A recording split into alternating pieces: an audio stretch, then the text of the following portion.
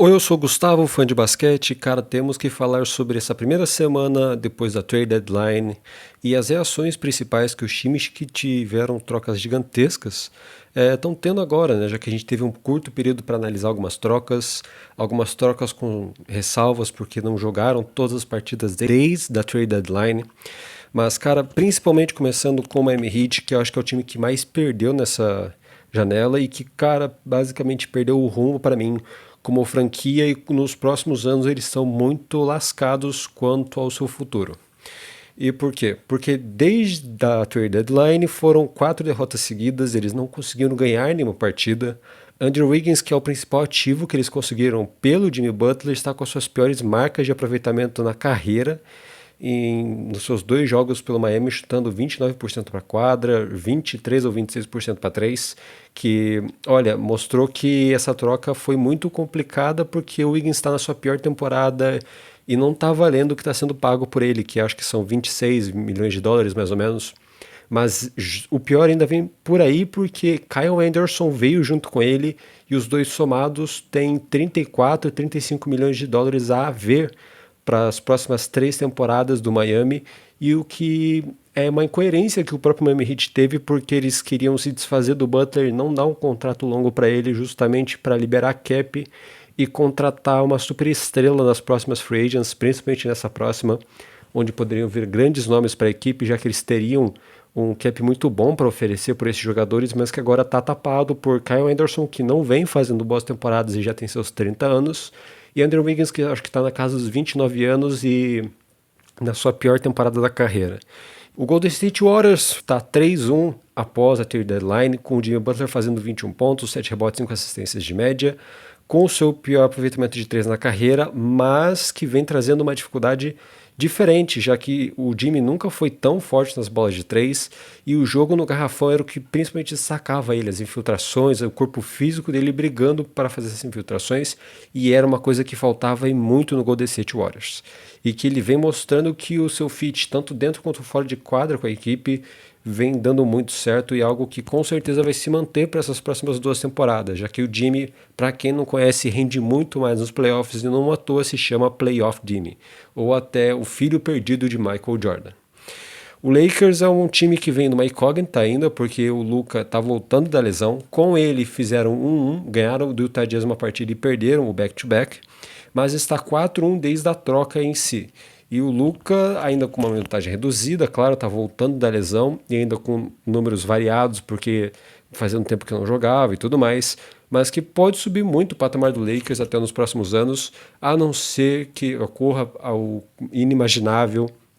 e que dê toda a razão ao gêmeo do Dallas, que é o Luka nunca mais conseguir se provar ser aquele Luka Doncic, mas eu acho que isso nunca vai acontecer. O Luka vai ter os próximos 10 anos no Lakers como um rei, basicamente. O Dallas Mavericks, falando nisso, mesmo sem o AD, está com um recorde de 4-3, ou seja, está positivo ainda. O AD que só jogou uma partida e se machucou e está fora por tempo indeterminado. Eles estão conseguindo se manter positivos, mesmo sem a atuação de um pivô pelo time, já que os 4 pivôs do elenco estão machucados e, literalmente, acho que por um mês, eles não vão ter ninguém de ofício de garrafão jogando. E que, cara, mostra um ponto muito crucial, porque contra Big Men o Dallas está muito vulnerável, mas está conseguindo se manter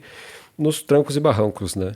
E que vão provavelmente brigar por um play-in e torcer pela melhora dos seus pivôs e principalmente do Anthony Davis, porque é isso que vai fazer a diferença nessa equipe nos próximos anos.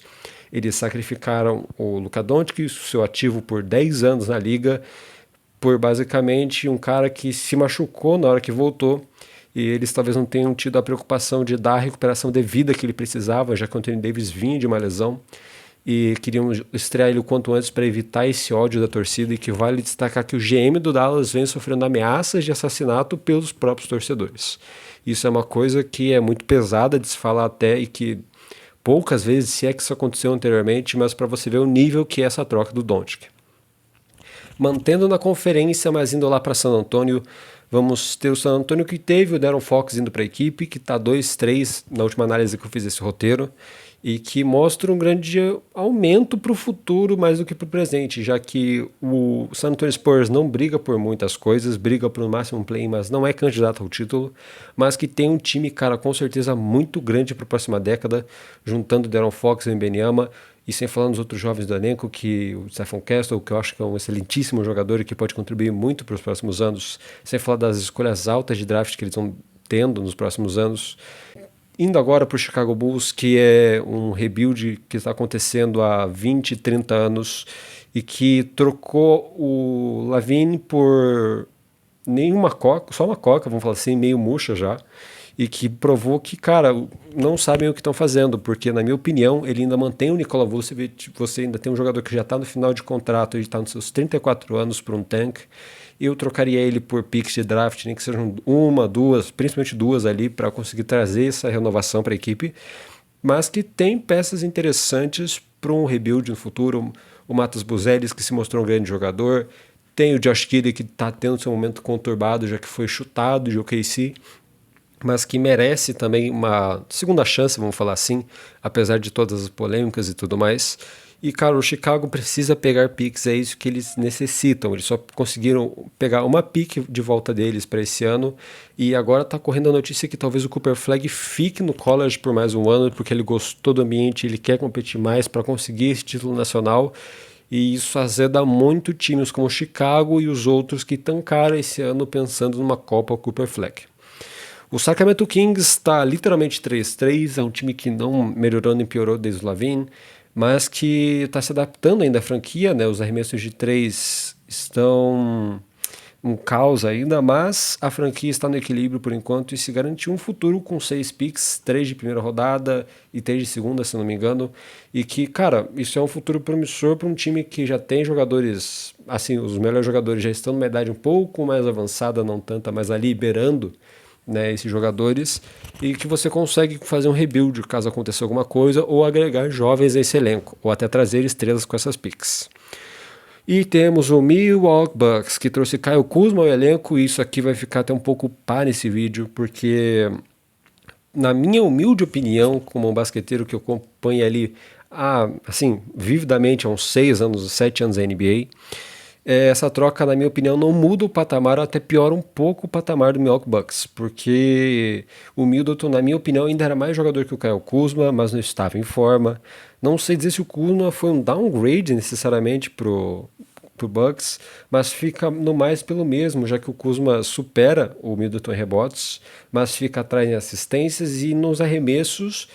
Tecnicamente o Kuzma faz mais pontos, só que ele também tem um aproveitamento muito pior que o Chris Middleton, que chutava pouco e que tinha esse negócio de fazer um pouquinho de pontos, não uma contribuição grande, mas que, na minha humilde opinião, era com certeza um jogador muito mais completo que o Kuzma.